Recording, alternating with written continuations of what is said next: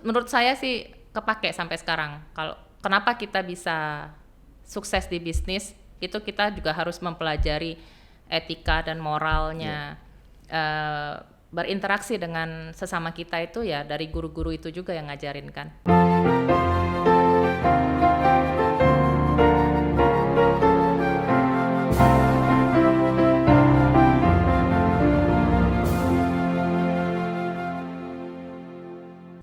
Halo, selamat berjumpa kembali para sobat YBHK bersama kita kali ini dalam acara podcast sukses bersama YBHK.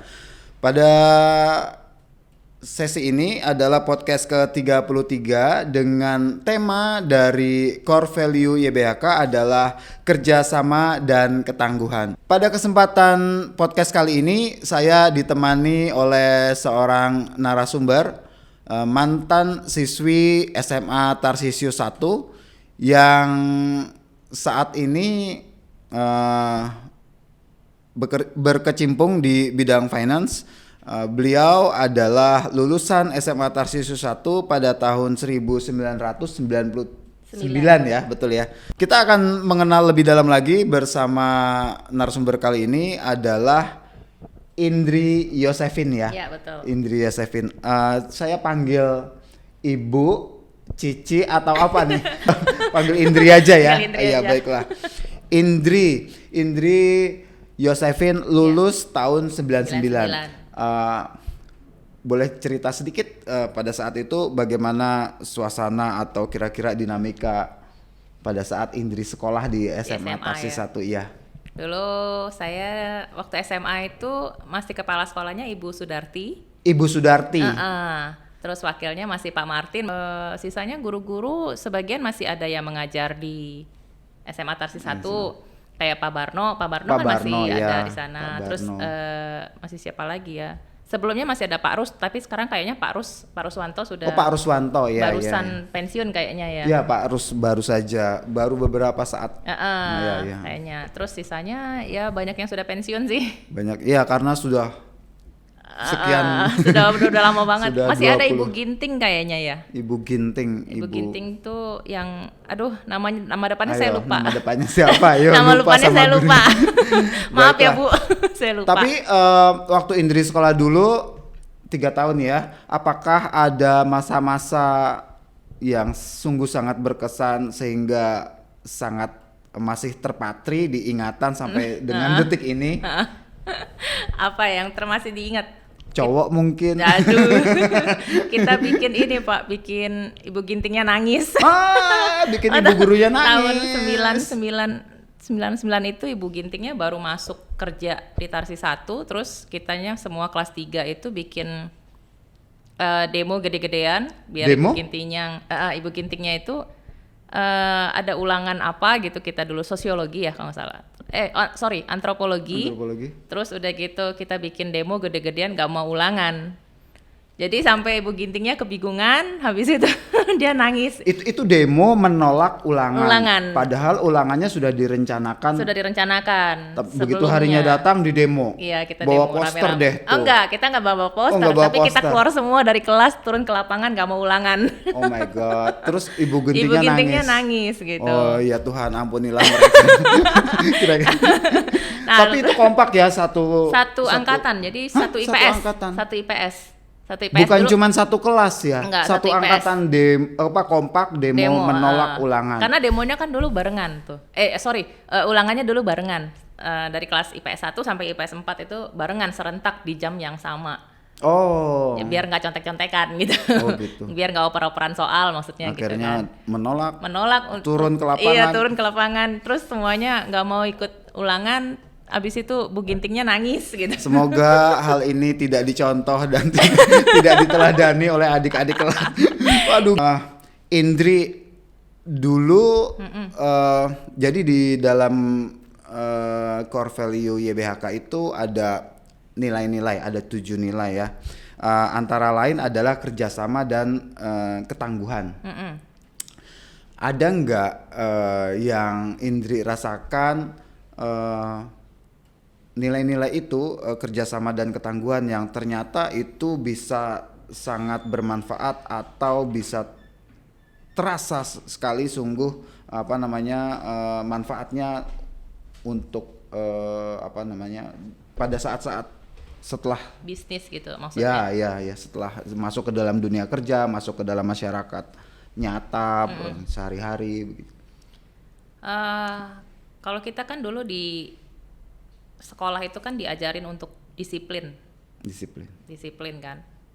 Jadi misalnya contohnya kayak dari yang kecil dulu deh Pak, dari pakai baju seragam, ada kaos kakinya gimana, sepatunya bagaimana gitu kan disiplin kan. Terus tidak boleh telat ke sekolah. Nah itu penerapan itu berlanjut sampai sekarang. Jadi saya bisa bangun bisnis sama suami itu karena saya dan suami juga disiplin.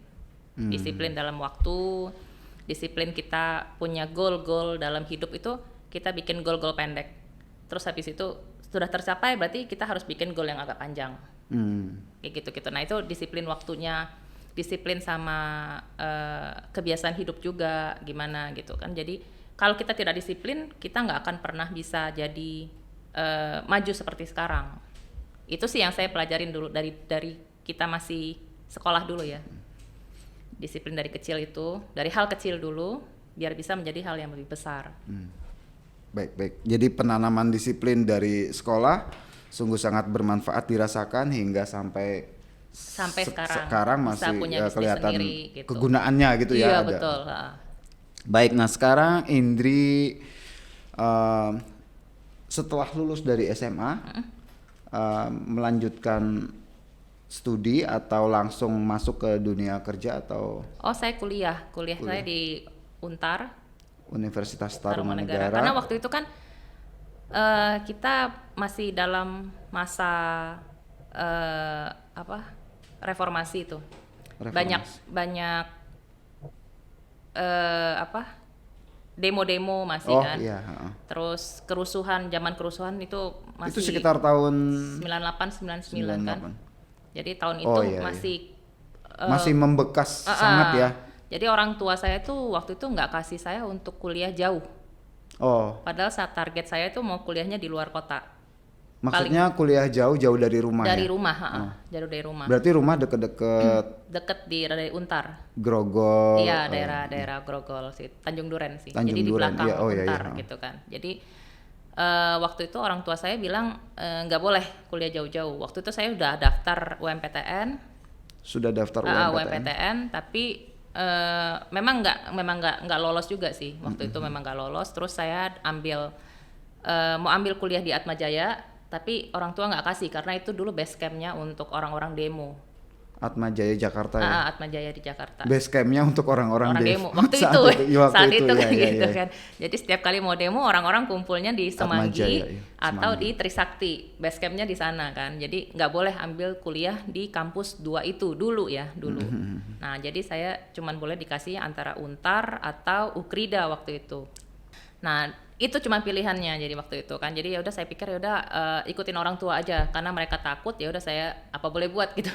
Nggak punya pilihan lain. Memang pada saat itu mungkin memang situasinya sangat mencekam kan waktu itu kan. Jadi ya udah nggak ada pilihan lain. Ambilnya di Untar, saya ambil ekonomi akuntansi. Saya lulus tahun 2004. Terus saya sempat magang di perusahaan lain, terus kerja di sana sampai tahun 2011. Tahun 2011 saya resign. Terus udah gitu saya bantu orang tua, bantu kerjaan orang tua dulu.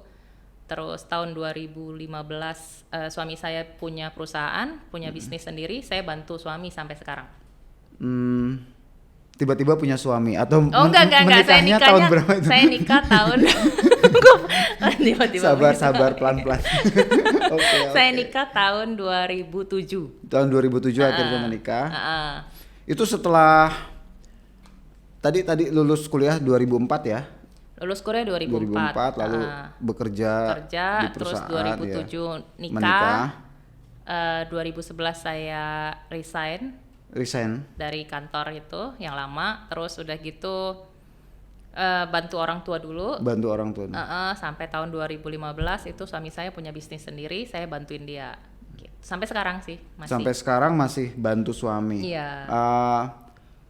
perusahaan artinya perusahaan milik suami ya? Iya, perusahaan milik Boleh tahu namanya?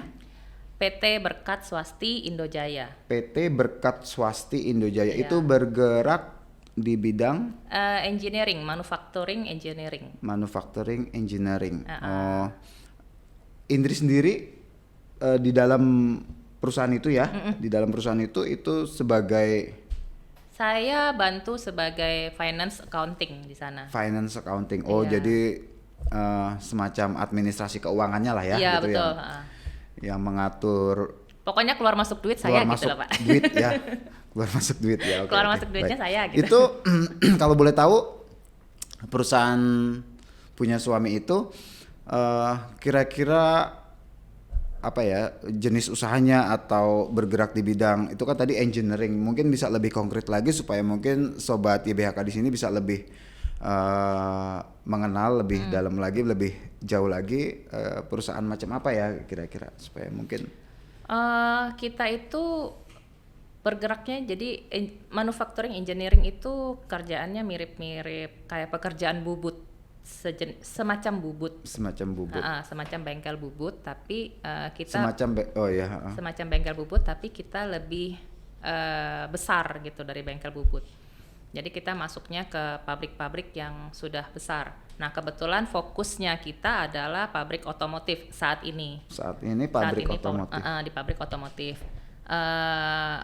Kedepannya kemungkinan akan melebar ke tempat yang lain gitu. Nah, kalau di pabrik otomotif itu kita jadi supporting tools. Supporting tools. Jadi apa ya? Semacam penyedia gitu ya, penyedia tambahan untuk membantu peralatan untuk produksi. Iya, membantu produksinya mereka. Jadi misalnya mereka butuh troli misalnya, trolinya itu untuk mengangkut part-part kecil dari produksi otomotif. Nah, itu kita bikin trolinya itu besar. Jadi ibaratnya kayak kita lihat troli untuk makan di kantin. Nah, di kantin itu kan ada troli untuk taruh baki-baki gitu kan. Nah, ini kita bikin yang besar karena untuk taruh barang-barang yang lebih berat dari itu. Di dalam berinteraksi atau bekerja sama dengan para perusahaan-perusahaan besar itu, apakah ada pengalaman-pengalaman yang kurang menyenangkan? Bisa mungkin ya kalau diceritakan detail mungkin tidak mungkin ya, itu dapur perusahaan, cuman paling tidak ada mungkin bisa diceritakan kepada para sobat YBHK bahwa masalah itu ada tapi itu bukan berarti tantangan untuk menyerah gitu. Iya. Bisa diceritakan mungkin? Ada pasti Pak, namanya perusahaan itu pasti ada aja gitu halangannya ya. Justru dari pengalaman menghadapi halangan itu jadi kita jadi semakin tangguh gitu kan. Semakin tangguh Kan. Jadi contoh aja satu yang kecil, saya itu ada kita sudah selesai kerjasama dengan satu customer dari tahun 2018, itu kerjanya sudah selesai. Kerjanya itu ada di Kalimantan dan sudah selesai dari 2018. Penagihannya itu dilakukan dari 2018 akhir sampai dengan 2019. Itu dicicil pembayarannya karena kan besar jumlahnya, nggak mungkin langsung kita tagih sekaligus. Jadi dicicil perlahan-lahan gitu, sesuai progres. Sampai satu saat perusahaan ini bilang, saya nggak mau bayar lagi. Why? Nggak tahu alasan dia apa ya, dia berkelit lah dengan segala macam alasan dia gitu kan. Pokoknya intinya dia nggak mau bayar. Tetapi kan itu sudah ada di MOU ya, apa-apa. Itu kita sudah keluarkan semuanya gitu kan, ini bahwa kerjaan ini sudah selesai, sudah tanda tangan sama-sama gitu, bahwa berita acaranya sudah terima semua gitu kan. Harusnya ini sudah dibayar gitu. Tapi dia punya berbagai alasan. Yang intinya adalah tetap dia tidak mau bayar. Gitu. Jadi kalau kita mau keras, kita akan bilang kita bawa pengadilan aja nih. Oh, jalur hukum. Jalur hukum. Kita bawa pengadilan aja deh. Kita ributin aja sekalian. Tapi ada satu sisi yang kalau kita berusaha untuk diplomasi, bisa jadi kerjaan ini panjang. Maksudnya kita akan dapat kerjaan tempat lain yang jauh lebih besar angkanya daripada hutangnya dia. Yeah. Gitu. Jadi daripada saya menghabiskan banyak energi saya berantem sama orang ini, dan mungkin juga kalau kita ke pengadilan hasilnya tidak sebanding dengan uang yang saya keluarkan gitu. Uang hilang kita gitu ya. Jadi saya pikir kita pelan-pelan cara ngomongnya sama dia biar dia mau bayar. Nah, hutang itu dari 800 juta. 800 juta. Pelan-pelan 2021 itu dia sudah bayar sekitar 600 juta. Tapi ya itu prosesnya kan diplomasi pelan gitu. Itu sambil deg-degan setiap tahun sambil deg-degan ya. Apalagi dari tahun 2020 itu kan pandemi awal-awal kita semua tutup, nggak bisa kerja sama sekali, sedangkan saya tetap harus keluar uang untuk gaji karyawan, THR tetap jalan gitu kan. Tidak boleh karyawan nggak bisa stop, nggak bisa di pending. Terus udah gitu ada kewajiban pajak segala macam itu kan semua harus kita keluarkan uangnya, sedangkan saya nggak terima uang dari dia nih gitu kan. Jadi ada beberapa waktu tuh yang kita ngerasa aduh capek banget sih ini kerja begini gitu kan, aduh makan hati gitu rasanya. Tapi itu balik lagi Pak, pengalaman itu yang bikin kita semakin tangguh. Semakin kuat, semakin bisa bertahan sampai sekarang. Buktinya saya nggak apa-apa tuh, masih bisa jalan gitu kan, masih bisa beroperasi, masih bisa kerja. Puji Tuhan sampai sekarang ternyata ekonomi sudah mulai bergerak. Saya mulai dipanggil, perusahaan saya mulai dipanggil untuk tender lagi, ikut tender di beberapa customer, dan sudah ada yang deal gitu, sudah bisa jalan lagi tempat lain gitu. Jadi sama customer ini memang masih ada tunggakan. Masih ada tunggakan, tapi tetap dengan cara diplomasi tadi kita berharap sampai saat ini masih ada. Saat ini masih ada sekitar 200-an juta, 250 juta. Banyak sekali ya. Masih ada sekitar 250 juta kurang lebih gitu. Jadi ya balik lagi tadi Pak, diplomasi pelan-pelan itu mudah-mudahan gitu kan. Tapi pandemi ini sangat berdampak ya. Iya betul. Kalau saya sih berasa ya, tapi saya nggak tahu. Ada beberapa perusahaan kan nggak berasa tuh. Maksudnya masih bisa beroperasi, seperti biasa. Bahkan ada yang malah melejit gitu kan. Kayak misalnya contohnya perusahaan farmasi misalnya. Iya. Obat-obatan, vitamin, masker. Tapi perusahaan otomotif bukannya tetap sama enggak ya? Enggak sih, sempat tutup Pak. Oh sempat tutup. Sempat tutup, tidak beroperasi sama sekali. Terus mereka juga pemotongan budget, jadi sama sekali nggak ada. Biasanya tuh setiap tahun mereka suka ada expand pabrik, atau misalnya mereka ada perluasan pabrik di mana misalnya, atau ada penambahan mesin di mana gitu, atau ada penambahan line untuk produksi misalnya gitu. Nah ini dari 2020 sampai sekarang belum ada. Ini baru mulai lagi ada lagi. Tapi tahun ini bulan-bulan ini baru mulai awal tahun ini sudah mulai Januari ya mereka udah mulai planning lagi kan, budgeting lagi gitu.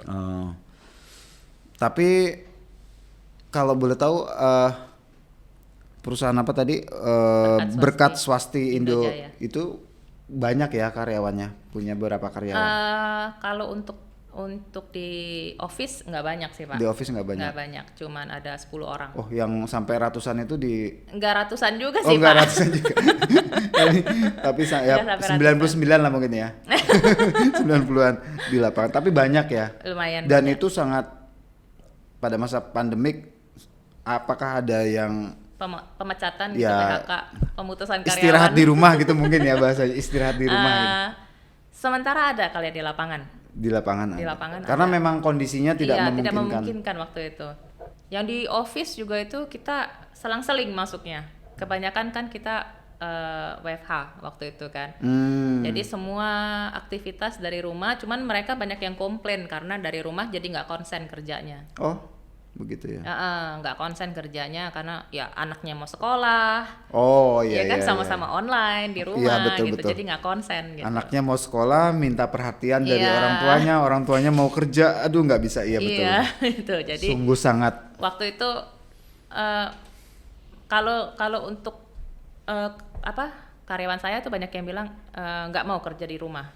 Nggak mau kerja di rumah, nggak mau WFH. Nggak mau WFH karena tidak konsen. Maksudnya tidak mau WFH lebih baik masuk atau bagaimana? Iya, lebih baik masuk waktu itu. Tapi jadi, masuk juga nggak boleh? Waktu atau? itu belum boleh. Waktu itu ya tahun 2020 awal itu 20 kan. awal ya. Terus pas sudah mulai WFH itu, waktu WFO, mulai WFO, ya. mereka minta full WFO. Jadi akhirnya saya akalin. Mereka yang minta waktu itu, karena nggak konsen di rumah. Jadi akhirnya saya akalin yang kerja di atas itu kita bagi-bagi, kita sekat-sekat, sama yang di bawah, di lantai bawah juga kita sekat-sekat. Jadi mereka bisa bagi-bagi gitu, bisa pindah-pindah mau kerjanya gimana. Jadi kita akalin aja karena waktu itu kita kan cuma 10 orang. Jadi kita bisa gampang ngaturnya. Ada rencana nggak yang tadi kan ada yang istirahat di rumah gitu ya? Oh ini nanti kalau keadaan membaik dan semakin baik, nanti mungkin bisa dipanggil lagi atau bagaimana? Kan udah Pak, udah mulai dari 2000. Sudah dipanggil lagi gitu? Sudah 2021 itu sudah mulai, pelan-pelan sudah mulai dipanggil. Tapi memang belum banyak ya. Tadinya kan ada 50 orang. Nah, sekarang nggak bisa full 50 orang. Iya. Nah, jadi mungkin sekarang sedikit. Nah, ini tahun 2022 ini sudah mulai banyak lagi kerjaan yang kedepannya sudah mulai ada nih setelah Lebaran nanti.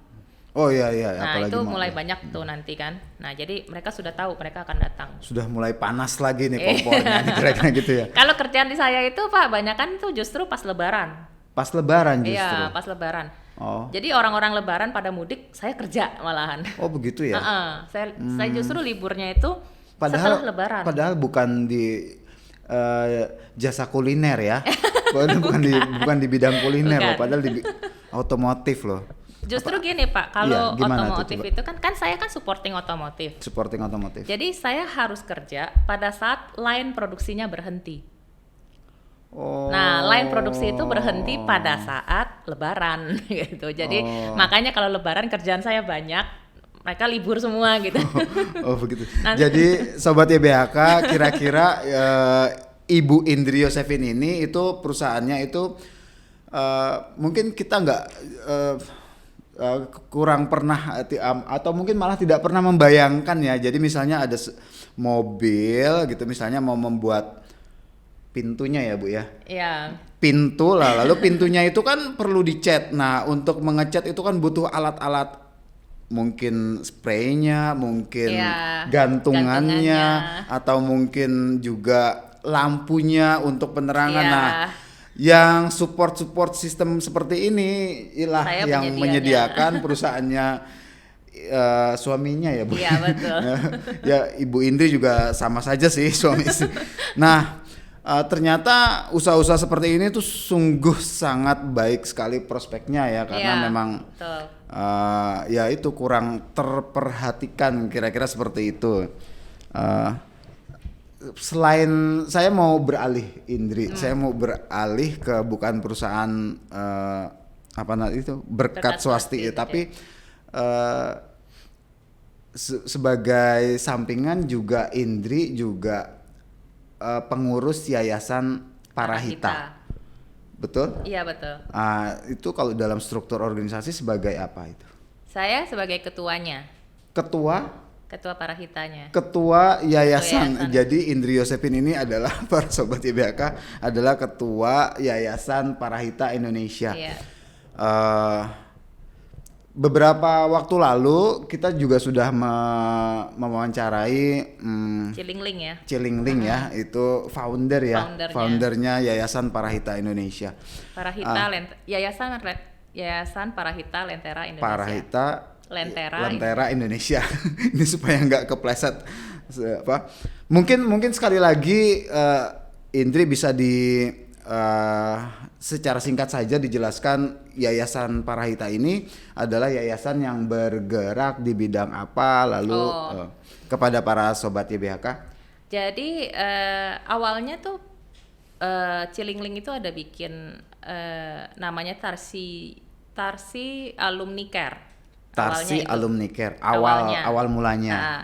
Tarsi Alumni Care itu bergerak di bidang sosial, membantu alumni dan guru-guru yang membutuhkan bantuan secara sosial. Awalnya itu. Awalnya Jadi itu. kita ada dulu mereka itu bantuinnya karena yang pembentuk awalnya angkatan 91. Jadi mereka awalnya cuman membantu guru-guru yang dulu ngajar mereka. Pensiunan guru-guru yang mengajar mereka dulu. Ada yang namanya Ibu Iin. Ibu Iin itu butuh bantuan dalam bentuk rumahnya, pengobatannya juga kayak gitu kan. Nah, terus setelah itu mulai bergeser ke guru-guru angkatan lain. Jadi ada namanya Pak Gabriel. Pak Gabriel itu tapi masih di Tarsisius 1 ya? Betul, waktu itu masih lingkupnya Tarsisius 1. Pak Gabriel itu butuh bantuan untuk perbaikan rumah. Jadi kita sokongan dari semua angkatan bantu untuk perbaiki rumahnya Pak Gabriel saat itu. Nah, ada yang angkatannya cuma donasi uang, ada juga yang donasi misalnya untuk dapurnya, untuk keramiknya, untuk plafon, untuk pintu kayak gitu-gitu. Nah, terus setelah itu mulai banyak bantuan yang ke guru-guru, tapi tetap lingkungannya Tarsisius 1. Lingkupnya tetap Tarsisius 1. Nah, setelah itu mulai ada pandemi. Kita awalnya dari bantuin Tarsi 1 aja, terus merembet ke guru-guru yang di Damai dan Tarsi 2 waktu itu. Damai dan Tarsi 2. Kita nggak pernah tahu ternyata Tarsi 2 menerima kabar bahwa Tarsi 1 pun bisa dibantu gitu. Jadi karena guru Tarsi 1 dibantu, guru Tarsi 2 berharap juga dibantu waktu itu. Dan guru Damai juga dibantu. Jadi kita pikir waktu itu oke, kalau gitu kita bantu aja satu yayasan. Sekaligus YBHK. Satu yayasan Bunda Hati Kudus semuanya. Satu YBHK ya. itu kita bantuin aja. Ya. Semuanya gitu. Nah, itu termasuk sama siswa yang sekolah waktu itu yang lagi kena COVID. Yang tertimpa musibah gitu ya. Yang lagi kena COVID semuanya itu kita bantuin saat itu. Akhirnya karena source-nya cuma di Tarsi 1, kita lebarkan jadi ke Vianney dan Vireta. Vianney dan Vireta. Karena untuk bantu juga guru-guru mereka kan, kita lebarkan juga ke sana jadinya. Nah, dari situ mulai ada ide gimana kalau Tarsi Alumni Care ini kita jadikan aja Yayasan Lentera Parahita Indonesia, biar bisa membantu semua guru-guru yang ada di bawah YBHK. Waktu itu begitu pikirannya. Makanya jadi kita bikinlah Yayasan Lentera Parahita Indonesia ini, fokusnya sementara untuk di guru-guru dulu. Guru-guru dan mantan guru, pensiunan guru. Biar kita bisa lebih fokus bantuinnya. Karena kan secara dana masih terbatas. Selama ini itu dana terbesar? Donatur sumber dana didapat dari donaturnya bermacam-macam. Jadi Cilingling itu yang koordinatornya untuk donatur. Jadi dia yang ngumpulkan semua orang yang kira-kira mau donasi, semuanya di-pool ke rekening yayasan. Sebelumnya di rekening TAC dulu. Sebelumnya. Nah, rekening TAC itu dipegang oleh bendahara pribadi, jadi ada 2 nama. Karena bendaharanya ada 2 orang. Nah, itu nanti setelah jadi Yayasan Lentera Parahita, baru rekeningnya dipindahkan ke rekening yayasan. Yayasan Lentera Parahita itu ya? Iya. Oke. Tapi sampai saat ini masih tetap eksis ya? Masih. Cuman karena kan anggotanya itu masih terbatas, jadi cuman ada Cilinglingnya jauh tuh ada di Australia. Ada di Australia ya. Sayanya sendiri di sini dibantu sama 3 orang lagi. Jadi kita di sini yang di Jakartanya maksudnya ya, itu berempat cuman kan. Karena masih sedikit orangnya dan kita punya kesibukan masing-masing juga. Sementara ini kita belum ada kegiatan. Gitu. Sementara ini belum ada kegiatan. Maksudnya kegiatan semacam membantu gitu tadi. Kegiatan sosialnya belum ada gitu. Jadi masih mencari-cari ide juga, kita mau bikin apa ya gitu loh. Nanti saya bisa kasih ide kalau boleh. Ya. Masih banyak guru yang masih perlu dibantu kok. Terus saya mau tanya masalah keanggotaan, Indri. Kalau keanggotaan itu apakah setiap lulusan dari Viani kah, dari Vireta atau dari itu, apakah bisa langsung bergabung atau mungkin ada prosedur, ada syarat, ada apa SOP khusus gitu? Bagaimana kalau tentang keanggotaan saat ini belum ada SOP-nya. Jadi yang mau bergabung boleh kita terima bergabung. Jadi harus, misalnya saya baru lulus tahun ini, saya harus kemana nih? Biar sobat IBHK mungkin. Maksudnya kontak personnya ya, kontak gitu. personnya. Kontak personnya bisa ke saya. Bisa ke bisa Indri Yosefin ya, iya, bisa ke saya. Nanti kita kasih nomor handphone aja kali ya kalau mau kontak atau ya, nanti bisa ada di description-nya di kolom kali ya. deskripsi ya, nomor kontak person kalau apabila sobat YBHK dan para lulusan ingin segera bergabung ke Yayasan Lentera Para kira-kira Desa udah Indonesia. Ngebet banget gitu loh, pengen bantu gurunya. Guru kok susah banget gitu. Selama hidup kok susah ini, aku pengen bantu deh, kira-kira begitu ya. Ya, banyak loh sebenarnya mantan guru, maksudnya pensiunan guru yang sebenarnya kesusahan, tapi kadang-kadang kita terlewat gitu, kita nggak miss gitu ya, kayak bukan karena kita nggak peduli ya, tapi kadang-kadang gurunya nggak ketahuan juga ada di mana gitu. Betul. Terus ada beberapa guru yang mereka bukannya apa ya, tapi kayak merasa masa saya dibantu sama murid sih gitu. Ada gitu yang ya. merasa seperti itu kan. Enggak lah, masa mungkin saya ada rasa inferior, rasa kayak sungkan. Iya, rasa gitu sungkan sih gitu. kayak gitu. Jadi karena itu menjadi kadang-kadang miss gitu loh, terlewat dari. Saya bisa nanti membantu beberapa rekan pensiunan untuk tidak usah sungkan-sungkan, kira-kira seperti itu ya. Iya, benar itu harus sih sebenarnya. Iya, baik. Mungkin Indri, jadi kan ada nggak pesan-pesan ini, kita sudah mau masuk ke sesi terakhir ya, pesan-pesan untuk para sobat IBHK nih atau para adik-adik yang mau bergabung ke dalam sekolah-sekolah persekolahan di Yayasan Bunda Ati Kudus, pesan apa saja yang bisa diberikan supaya misalnya ya sekolah di sini loh enak dan sebagainya gitu, mungkin ada pesannya gitu. Kalau saya kan karena saya alumninya Tarsisius 1 kan, dia adanya di tengah kota. Betul. Kalau buat saya tuh, saya seneng di Tarsis 1 karena kemana-mana tuh enak, deket. Ke istana juga deket. Mau foto-foto selfie bareng Pak Jokowi juga deket ya. Kalau dulu itu saya nggak tahu kalau sekarang ya Pak. Kalau dulu itu kita suka ada tugas ke museum-museum, tugas sekolah ke museum-museum untuk apa sih, belajar gitu di sana. Nah, saya nggak tahu nih kalau sekarang ada apa nggak ya, saya nggak tahu deh. Kayaknya masih ada, cuman karena pandemi mungkin jadi. Nah, itu kan enaknya kalau di Tarsis 1 itu kemana-mana tuh deket tuh, banyak museum yang deket-deket sana kan. Iya. Nah, terus kalau saya sih senengnya karena di Tarsis 1 itu seperti itu. Saya nggak tahu kalau Tarsis 2 atau Viani atau Vireta, saya nggak tahu. Tapi ya untuk adik-adik yang baru mau bergabung, sekolah di YBHK itu menyenangkan karena kemana-mana itu guru-gurunya juga mengayomi ya.